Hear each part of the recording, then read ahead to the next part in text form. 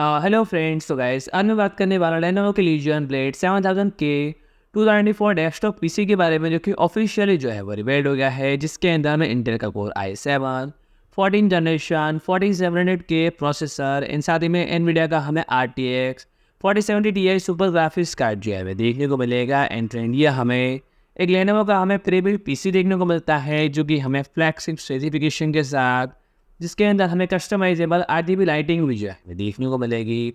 And friend, इसके अंदर हमें 16 GB की हमें GDDR6 मेमोरी, एंड साथ ही में हमें Lenovo का हमें iScale 5.0 pro system, wifi 6 and 2.5 gigabit का हमें लैन पोर्ट, एंड 5.1 का हमें ऑडियो टेक्नोलॉजी भी जो है हमें देखने को मिलेगा।